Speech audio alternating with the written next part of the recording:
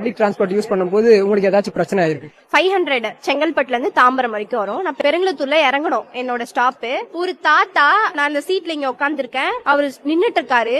அவருடைய ரைட் பார்ட்டும் நான் உட்காந்துருக்க ஷோல்டரும் சேம் ஹைட். இப்படி ரப் பண்ணிட்டே இருந்தாரு. ஈத்திரத்தனமான ஒரு மூதேவி என் லைஃப்ல ஒருத்தர் நான் பார்த்திருக்கேன்.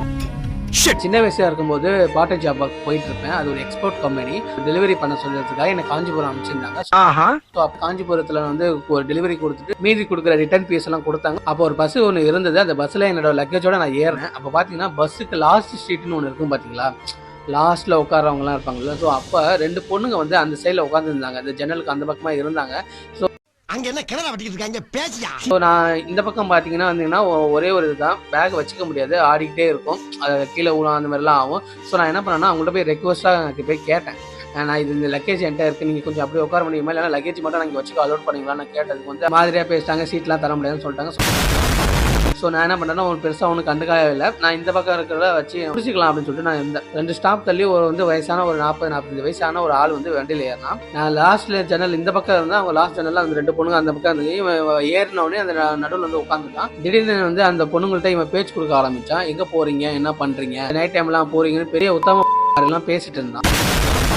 பொண்ணுங்கள் வந்து இவள வந்து கஷ்டப்படுறாங்க, பொண்ணுங்கள் இவள வந்து பாதிக்கப்படுறாங்கன்னு வந்து அந்த பொண்ணுங்கள் வந்து அவளை பேசிட்டாங்க. அந்த பொண்ணுங்களும் அப்படியே ஃப்ரெண்ட்லியா பேசாச்சு. பேசிட்டு இருந்தவன் திடீர்னு என்ன பண்ணான்னா அந்த பொண்ணுங்களை இடிக்க ஆரம்பிச்சிட்டான். உரசுறான், தடவுறாங்கன்றான். அவங்கள்ட்ட வந்து என்னன்னா ஒரு தயக்கமும் ஒரு பயமும் இருக்கு.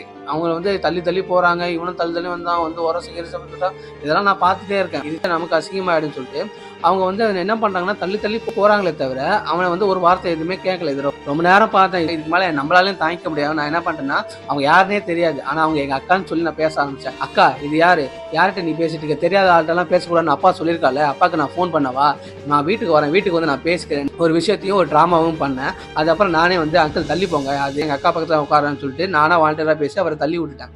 அப்புறம் அவர் பெரிய நல்லவர் மாதிரி வந்து என்கிட்ட பேசினார், தம்பி நான் எல்லாம் தப்பாலாம் ஒன்றும் பேசலப்பா, தப்பாலாம் ஒன்றும் இல்லைப்பா, சும்மா ஜென்ரலாக கேட்டேன் அப்படின்னாரு.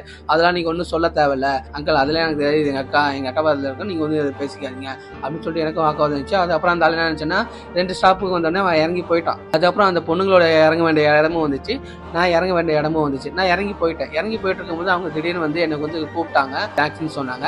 அப்போ நான் என்ன சொன்னேன்னா, உங்கள் அனுமதியும் உங்கள் பர்மிஷன் இல்லாமலே யாராவது உங்களை வந்து டச் பண்ணுறாங்களோ இல்லை உங்களை வந்து அப்யூஸ் பண்ண பார்க்குறாங்களோ அப்போ நீங்கள் அது வந்து நமக்கு அசிங்கமாயிடும், நம்மளை ஏதாவது தப்பாக நினச்சிப்பாங்கன்னு ஒரு கான்செப்ட்லேயே இருக்காதீங்க, கூட்டத்தில் தான் இருக்கீங்க, சப்புன்னு ஒரு அடிங்க, மிச்சம் எல்லாருமே கூடி சேர்ந்து அவனை வந்து அடிச்சு துரத்துருவாங்க.